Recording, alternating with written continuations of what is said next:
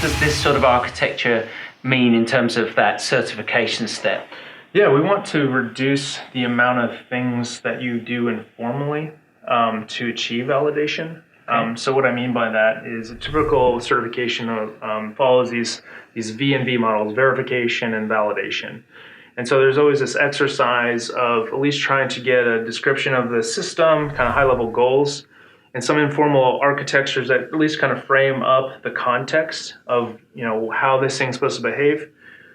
Then you just start getting into this breakdown of, okay, what does that really look like in code? And you come up with a bunch of tests that at least try to show that the code that's informally related to a lot of your system claims that are kind of expressed in diagrams in English are at least kind of executing according to your own rules that start becoming more formal, but seem to have this disconnect as far as, well, how does this API really have any relationship with any of these system claims?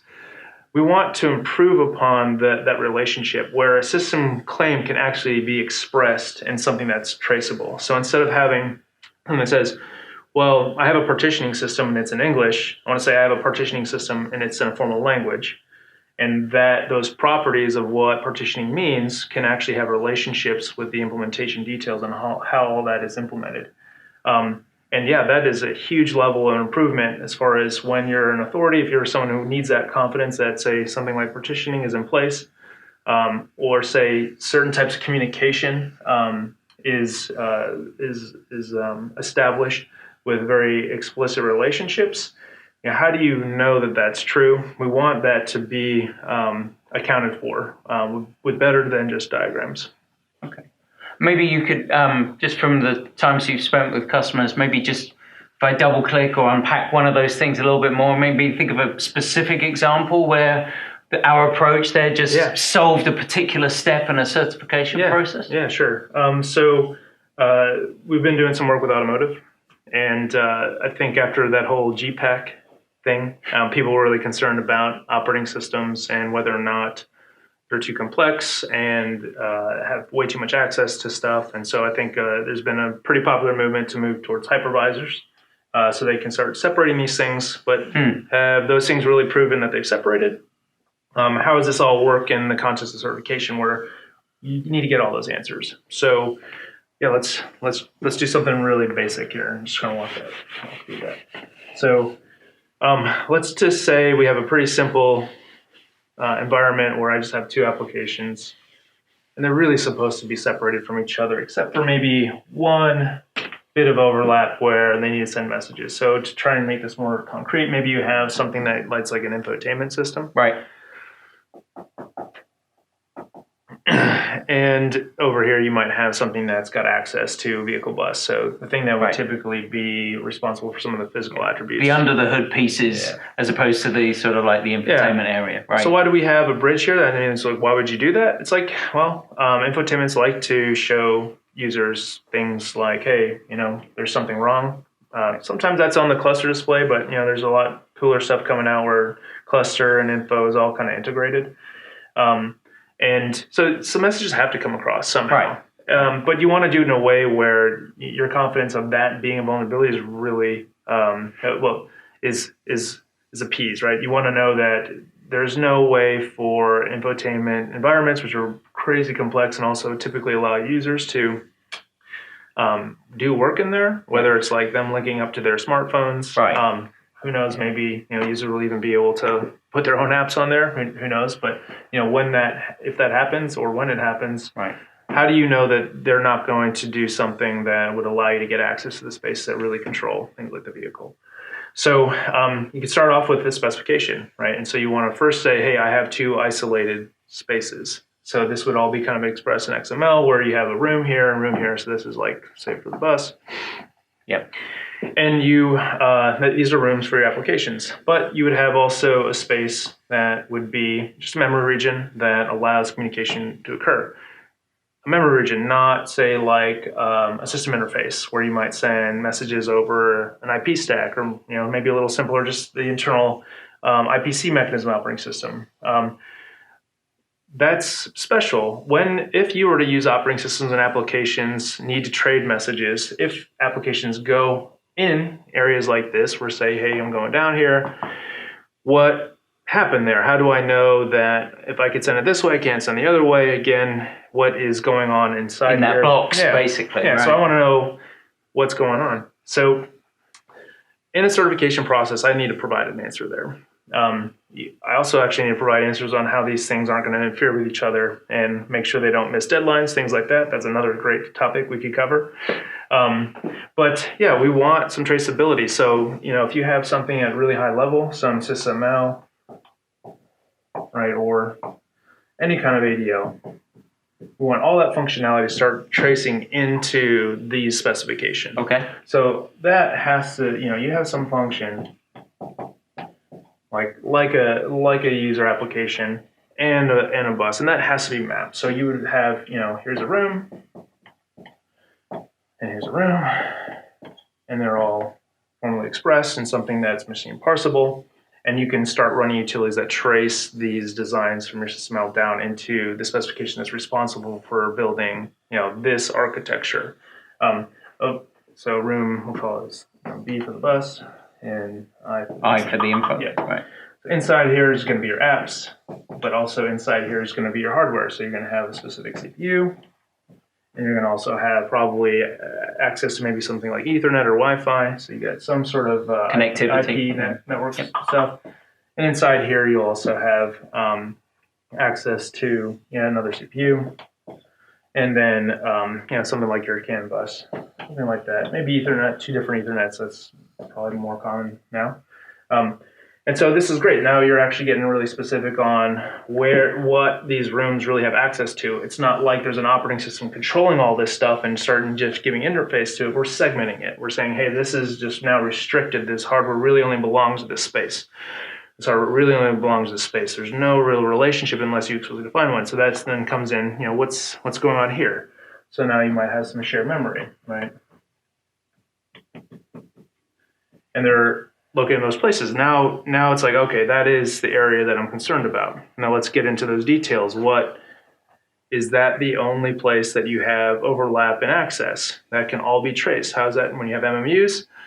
You have these things called tables, page tables, and they have the entries on where your virtual address is mapped to real physical resources. Right. We have utilities that allow you to dig into that, and you can start verifying that, hey, here's your actors in your system. They're placed in these physical regions. I could start tracing into those physical regions and start verifying that, yep, that hardware is really there, and there's only one overlap in that space, and that there's really no way to bypass that. How is that true? It's because of the way I mentioned earlier, when you boot these things up, architecture comes first. These aren't things that are dynamically created. There's no kernel interface that, all I need is admin privileges to invoke to construct this or destruct this. They don't exist. This is a lot more akin to something like an FPGA design, where if you have some circuit you want to emulate inside of your gate arrays, you have your VHDL design tools, and you got your circuit in mind. You use the synthesizers to create your bit mass for creating your circuits, and you boot up these FPGAs. They suck in this data, and pop, there goes your circuit. Right. Very similar to that. I have a specification. It gets compiled. I take that bit stream. I drop it on my processor. That's my architecture. I do not have APIs that allow you to dynamically construct or destroy things, create new connections. It doesn't work that way. Same as in FPGAs, no one's dynamically changing the circuitry on the fly. Data just has to flow through that design just like this. Applications flow. They're stuck in their environment, and they're only allowed to communicate the way you've described it.